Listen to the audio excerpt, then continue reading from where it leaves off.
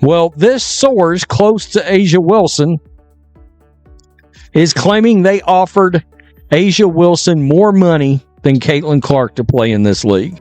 You must not miss the Queen when you approach her. However, what occurs when the Queen arrives at the novice and appears utterly stupid in the process? What happens when the new golden kid gets humbled by the established face of the league, only to have it blow up in her face right away?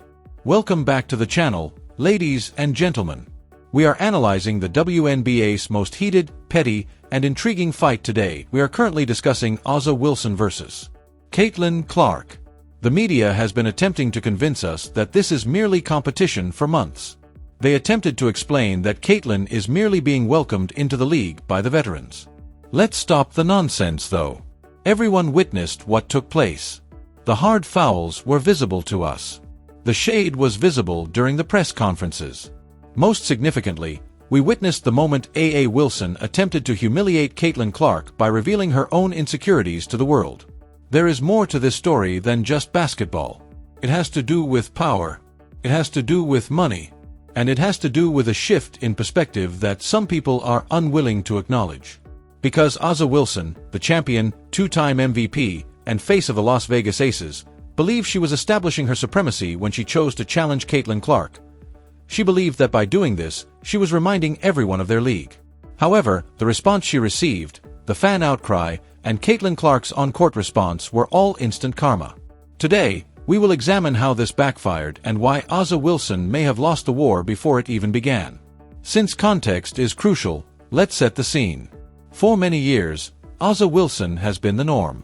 She is indisputable. Her resume is self-explanatory. However, Caitlin Clark, a rookie who hasn't yet played a single professional minute, shows up and sells out arenas that A'ja Wilson couldn't fill in 5 years. Even before A'ja's own signature shoe was revealed, she signed the largest shoe deal in history, worth $28 million, with Nike. You don't think it hurt? Do you believe A'ja Wilson saw a 22-year-old Iowa girl receive the red carpet treatment she believed she was entitled to? I didn't feel anything. She was, of course. And at last, that bitterness and jealousy exploded.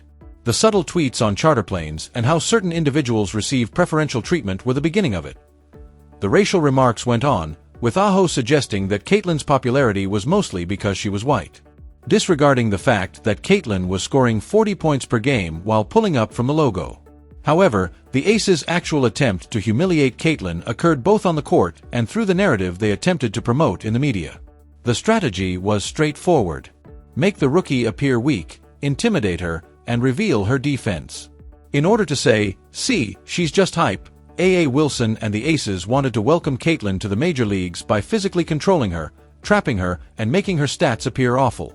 A highlight reel of Caitlin Clark battling the actual superstar was what they intended to produce. That clip was what A'ja Wilson desired. She wanted that viral moment where she blocks Caitlin or scores on her and stares her down, signaling to the world that there is levels to this game. This is where it went wrong, though. And it backfired spectacularly. Instead of looking like the dominant veteran teaching a lesson, A'ja Wilson and her squad looked like bullies who were obsessed with a rookie. The level of hostility was excessive. The focus was too intense. It didn't appear to be basketball. The fans could see right through it because it appeared to be personal. You don't need to put in as much effort to embarrass Caitlin in order to prove a point against a rookie when you are the MVP and the greatest player in the world. She was unintentionally elevated by A'ja Wilson. She demonstrated to the world that Caitlin Clark poses a real threat. A nobody is not the target of hard fouls and double teams. That is what you do to a murderer. A'ja confirmed Caitlin's rank by treating her like the ultimate enemy. And let's speak about the backfire on the business side because this is where it becomes amusing. A'ja Wilson thought that by diminishing Caitlin's buzz, she would remind Nike and the sponsors that she is the real asset. She felt if she outplayed Caitlin, the supporters would switch sides. But the exact reverse happened. The constant attacks against Caitlin Clark only made her fan following stronger. It produced a story that is marketing gold. Caitlin against the world. Caitlin's jersey sales increase each time A'ja or another veteran makes fun of her. The TV ratings increase each time they attempt to haze her because viewers want to see if the rookie can make it. Wilson gave Caitlin the castle's keys in an attempt to keep the league under check. Take a look at the optics. You have A'ja Wilson, a solidified legend, looking bitter, looking pressured, and you have Caitlin Clark absorbing the knocks, getting back up, and without saying a thing. She isn't trash-talking in the media. She isn't crying on Twitter. She is only playing. And that silence, that stoic reluctance to engage in the drama. A'ja Wilson is going crazy over it. It's the ultimate power move. Caitlin is essentially declaring, "I am here to play basketball," by remaining silent in the face of A'ja's attempts to humiliate her. You are here to engage in gaming. This backfire was brilliantly captured at one particular instant. Everyone recalls the excitement surrounding their inaugural game, which pitted the Aces against the Fever. It was an electrifying environment. A'ja Wilson played aggressively, attempting to score each time she touched the ball and blocking everything. Indeed, A'ja posted numbers. She's a fantastic player and no one disputes that. However, A'ja did not dominate the game's plot. The narrative asked why the Aces were playing the lottery team like it was Game 7 of the finals. It appeared desperate. And Caitlin Clark made those famous step-back threes in the midst of all that pressure. She threaded the needle with her passes. She didn't. After all was said and done, A'ja's greatness was not the topic of discussion. The hate was the topic of discussion. It has to do with jealousy. A'ja Wilson wanted Wilson School's Clark to be the headline. The headline instead read, "Why are WNBA veterans so insecure about Caitlin Clark?" That is a huge PR disaster. That is an enormous backfire. After years of cultivating a reputation for positivity and leadership, A'ja Wilson appeared to be the antagonist in her own film. Since the money and the hate are inextricably linked, let's delve further into the shoe deal element of this. A'ja Wilson's response was clear when word leaked out that Caitlin would receive $28 million in a signature shoe right away. She posted tweets, she liked remarks, she made it plain she felt degraded. And look, she has a point. A'ja Wilson should have had a shoe years ago. She is a multi-time champion. However, it seemed as though she focused her rage on Caitlin rather than Nike or the system. She attempted to make Caitlin the face of white privilege in the league. She tried to embarrass Caitlin by claiming she didn't earn it. But it backfired because when you look at the figures, the ticket sales, the viewership, the merchandising, Caitlin Clark is making more cash for the league in 3 months than most players do in a career. The facts don't give a damn how you feel. A'ja merely brought attention to the fact that Caitlin wasn't making the same progress by criticizing her deal. In terms of business metrics, it forced a comparison in which A'ja Wilson truly loses. It caused others to examine the figures and discover that Caitlin is, in fact, underpaid for the value she provides. A'ja attempted to expose Caitlin as an industry plant, but instead she revealed the WNBA's inability to successfully market its own stars during the previous 10 years. What about the fan? Been the biggest thing is speculation around if Caitlin Clark would be playing. The league also said that they would give her equity in the league. So from this note, the internet kind of ran wild with that, including myself, because another player who is also number 22, who a lot of people have also been speculating about, is A'ja Wilson. For A'ja, this is the most risky aspect. Yes, the WNBA has a core fan base, but millions of new fans were attracted to Caitlin Clark. These folks are ignorant of the past. They are ignorant of politics. They simply witness a newbie getting singled out by irate veterans. A'ja Wilson runs the danger of upsetting the new audience that is at last covering the salary. You turn into the people's enemy when you try to make fun of the favorite.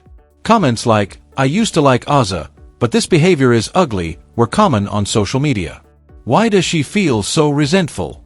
She is behaving like a bully from high school, which is difficult to repair. It would be ironic if A'ja Wilson had simply embraced Caitlin Clark and said, "Let's grow this league together." The perfect hero would be A'ja. She would be the kind queen who would lead the following generation. Since all boats are lifted by the rising tide, she would have sold more shoes. However, she opted for conflict. She decided to give it a shot. She now resembles the elderly guard clinging to authority that is slipping from her grasp like sand. We also need to discuss the defense-related on-court embarrassing attempt. The AC's plan was to pick up Caitlin Fulort at 90 and put pressure on her. They sought to make her appear incapable of handling the ball and force turnovers. Indeed, Caitlin experienced turnovers. On a poor team, she is a rookie point guard. However, the Aces' defensive intensity appeared ridiculous each time she broke that press, split the defense and found an open teammate, or pulled up from 30 feet. It appeared to be excessive. It's similar to showing up to a knife fight with a tank and still losing. You haven't embarrassed a player when you make a lot of effort to stop her and she still scores 15 or 20 points and dishes out 7 assists. She has been validated by you. Let's also examine the league's chemistry. This blowback is beginning to be seen by other players as well. Players are beginning to recognize that Azah is the conductor of the hate train for Caitlyn, which is a horrible look. Everyone's finances will suffer if the league's perception changes and people begin to view veterans as resentful. There will soon be a new media rights agreement. The Caitlyn Clark effect is causing the league's value to soar. Azah Wilson is effectively biting the hand that is going to give her a max contract by attempting to humiliate the cash cow. It's narrow-minded. It's not good business and it's emotional. In reaction to all of this, Caitlyn Clark has chosen to kill him with kindness and kill him with success. In interviews, she compliments Azah. She describes her as a fantastic player. She is respectful of the game. Azah's aggressiveness appears even more severe in light of this contrast. Azah seems unprovoked as a result. It depicts a one-sided feud in which the veteran is shadowboxing a ghost. Despite not even paying utilities, Caitlyn is living rent-free in their minds. What should we do next? The attempt to make Caitlyn Clark look bad has been unsuccessful. She is still standing after the welcome to the WNBA moments. She's just getting started. She continues to sell out arenas. The story now focuses on why the veterinarians won't let Caitlyn live rather than whether she can survive. Azah Wilson must pip. She needs to acknowledge that this backfired and adjust her approach since, at the moment, she loses a little more of the respect she fought so hard to gain each time she rolls her eyes or sends a subtweet. In actuality, the torch is being passed. It doesn't matter if A.A. Wilson approves or disapproves, Azah is still fantastic. She is no longer the only narrative, but it doesn't mean she isn't an MVP. Additionally, attempting to make the new tale look bad does not make you the main character once more. It simply turns you into the antagonist. Additionally, the antagonist typically loses in sports. A.A. Wilson attempted to manipulate public opinion. She lost the instant when she attempted to play the humiliation game. The supporters came together to support the underdog. The rookie was backed by the numbers, and basketball is still a game. No amount of shade, harsh fouls, or veteran pettiness can stop what is about to happen as long as Caitlyn Clark continues to put the ball in the hoop from previously unheard of distances. What are your thoughts? Was A.A. Wilson going too far? Do you believe she is truly envious of the attention? Is Caitlyn experiencing a competitive fire, or is the media exaggerating the situation? I'd want to know what you think.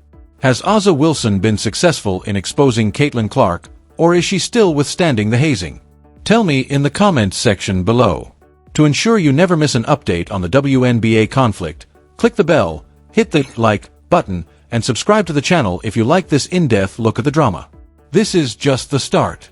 If these two clubs cross paths again in the next playoffs, it will be nothing short of spectacular.